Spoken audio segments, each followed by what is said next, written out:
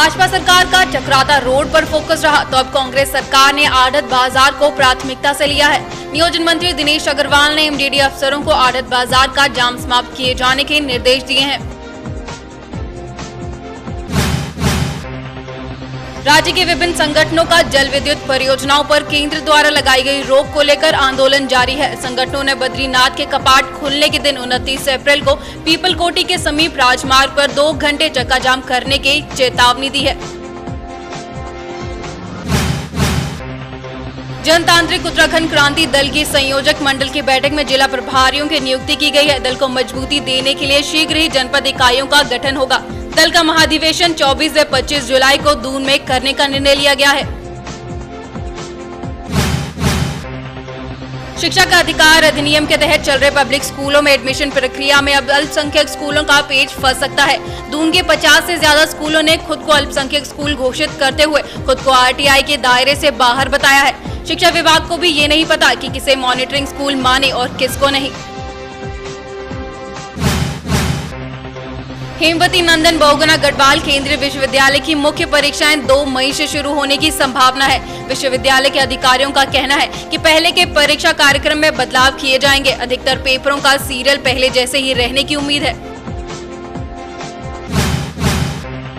Uttarakhand pre medical test के form GPO में 11 बजे खत्म हो गए, जिसके कारण घंटों लाइन में लगे युवाओं को खाली हाथ ही लौटना पड़ा। वहीं जीपीओ ने पंतनगर विश्वविद्यालय को फॉर्म खत्म होने की सूचना दे दी है। नदन रेलवे प्राइमरी के ऑपरेटिव बैंक का चुनाव 27 अप्रैल को होगा। इस चुनाव में रेलवे के 1087 कर्मचारी मतदान करेंगे। वहीं चुनाव की नजदीकियों को देखते हुए प्रत्याशियों ने जनसंपर्क तेज कर दिया है। बिना शर्त कर्मचारियों की बहाली की मांग को लेकर रॉकमैन और सत्यम ऑटो कंपनी के 12 कर्मचारियों ने फिर आमरण अनशन शुरू कर दिया है। वहीं कंपनी कर्मचारियों ने मांगे न माने जाने तक अनशन जारी रखने की चेतावनी दी है। आउटसोर्सिंग से होने वाली भर्ती में भी आरक्षण की व्यवस्था लागू करने की कसरत शुरू हो गई है। समाज कल्याण मंत्री सुरेंद्र राकेश ने सभी महकमों से आउटसोर्सिंग के पदों को आरक्षण के अनुसार भरने के निर्देश दिए हैं। राजधानी के कई क्षेत्रों में विद्युत आपूर्ति बाधित होने से लोगों को पेयजल संकट से जूझना पड़ रहा है। बिजली न होने के चलते ओवरहेड टैंक में पानी नहीं भरा जा रहा, जिसके चलते स्थानीय लोगों को कई दिक्कतों का सामना करना पड़ रहा है। उत्तराखंड में नई प्रशासनिक इकाइयों का गठन अब आयोग के मार्फत होगा। सरकार ने आयोग गठन के लिए कसरत तेज कर दी है। इस बाबत राजस्व विभाग ने मंत्री को प्रस्ताव भेज दिया है। राजपुर रोड पर सिंचाई विभाग की करोड़ों रुपए की जमीन पर अवैध कब्जे हो रखे हैं। ऐसे में शासन ने विभाग के मुख्य अभियंता को कार्यवाही के निर्देश जारी किए हैं। अब विभाग के स्तर पर अतिक्रमण की मौजूदा स्थिति पर रिपोर्ट तैयार की जा रही है। इसके बाद अगला कदम उठाया जाएगा। पर्वतीय क्षेत्रों के दूरस्थ इलाकों में विशेषज्ञ चिकित्सकों की तैनाती का रास्ता साफ हो गया है। इन चिकित्सकों के उच्च मानदेय के लिए केंद्र ने हरी झंडी दे दी है। प्रदेश में चिकित्सा सुविधाओं में विस्तार के लिए केंद्र ने प्रदेश सरकार के 271 करोड़ के प्रस्ताव पर सहमति दे दी है। आपदा की दृष्टि से अति संवेदनशील गांवों को विस्थापित करने का काम अब बढ़ने लगा है। प्रथम चरण में सबसे पहले रुद्रप्रयाग जिले में सबसे खतरनाक भूस्खलन वाले क्षेत्रों को चिन्हित किया गया है। साथ ही आपदा प्रभावित सभी 233 गांवों का सर्वेक्षण करने के निर्देश दिए गए हैं। प्रदेश के निजाम विजय बहुगुणा ने तहसील व जिला स्तर के अधिकारियों की एक बैठक ली, जिसमें उन्होंने अधिकारियों को जनता की शिकायतों को गंभीरता से लेते हुए अपने स्तर पर ही उनकी समस्याओं का निराकरण करने के निर्देश दिए। नगर निगम ने होर्डिंग के टेंडरों का आवंटन कर दिया है। इसमें सबसे महंगे रेट राजपुर रोड के निर्धारित है और उम्मीद के अनुसार ही काफी अच्छे रेटों को टेंडरों को आवंटन किया गया है। आवंटित 6 मार्गों के टेंडर 2.5 करोड़ से भी अधिक में दिए गए हैं। वन विभाग द्वारा वनाग्नि को रोकने के सब इंतजाम खोखले साबित हो रहे हैं। 1.5 सप्ताह पहले तक पर्वतीय क्षेत्रों में बरसात होने के बाद फिर से कई इलाकों में जंगल सुलगने लगे हैं, जिसके बाद वन विभाग की भारी भरकम इंतजामों की पोल खुल गई है। गर्मी के मौसम में जैसे बिजली की जरूरत बढ़ जाती है, वैसे ही कटौती भी शुरू हो जाती है। पिछले साल की तरह इस बार भी ऊर्जा निगम ने मरम्मत के नाम पर कटौती शुरू कर दी है, जिसके चलते कई घंटों बिजली कटौती के कारण लोगों को कई परेशानियों का सामना करना पड़ रहा है। दून में प्यास बुझाने के लिए तो पानी की किल्लत है ही, वहीं फायर सर्विस को भी पानी की किल्लत से जूझना पड़ रहा है। आलम कुछ ये है कि शहर में मौजूद 67 फायर हाइड्रेंट में से 55 खराब हैं और जो ठीक ठाक काम कर भी रहे हैं उनमें पानी का पर्याप्त प्रेशर नहीं है। राज्य में त्रिस्तरीय पंचायतों ने उपचुनाव की अधिसूचना जारी कर दी है। ग्राम पंचायत प्रधान, क्षेत्र पंचायत और जिला पंचायत सदस्यों के रिक्त पदों पर उपचुनाव 14 मई को होंगे। वहीं इन चुनावों का परिणाम 17 मई को घोषित कर दिया जाएगा। दून पुलिस अब नए सिरे से अपराधियों का डाटा बैंक तैयार करेगी। एसएसपी नीरू गर्ग ने सभी थाना प्रभारियों को इसके निर्देश दे दिए हैं। इसके साथ ही पुलिस अपराधियों के परिवार की स्थिति के साथ ही वर्तमान में अपराधियों की सक्रियता की जानकारी भी जुटाएगी।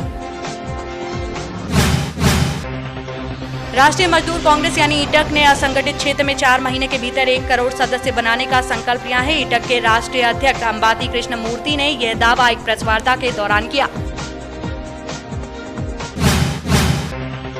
मिशन सरकार पूरा करने के बाद मुख्यमंत्री विजय बहुगुणा ने ऑपरेशन संगठन पर ध्यान केंद्रित कर लिया है। कार्यकर्ता आभार समारोह में मुख्यमंत्री ने संगठन को विशेष तवज्जो दी। उम्मीद जताई जा रही है कि अब बहुगुणा सरकार के साथ साथ संगठन पर भी अपना ध्यान केंद्रित करेंगे। हालांकि शासन ने अभी तक विभाग से आईएफएस अफसरों के ग्रेडियंट सूची के साथ ही उनके वर्तमान तैनाती स्थलों का ब्यौरा नहीं मांगा, लेकिन जिला अधिकारियों और पुलिस कप्तानों के बाद अब आईएफएस अफसरों के तबादलों की कसरत शुरू हो गई है। मुख्य वन संरक्षण और वन संरक्षण भी इस जद में आएंगे। उत्तराखंड में भाजपा पूर्व मुख्यमंत्री भुवन चंद्र खंडूरी के नेतृत्व में सरकार बनाने का एक और दांव खेलेगी। उनकी नजर है राज्य में मुख्यमंत्री विजय बहुगुणा के लिए होने वाले उपचुनाव पर। ऐसे में इस चुनाव में वह मुख्यमंत्री को हराने के लिए पूरा जोर लगाएगी ताकि कांग्रेस से बढ़त हासिल कर विधानसभा में सबसे बड़ा दल बन सके।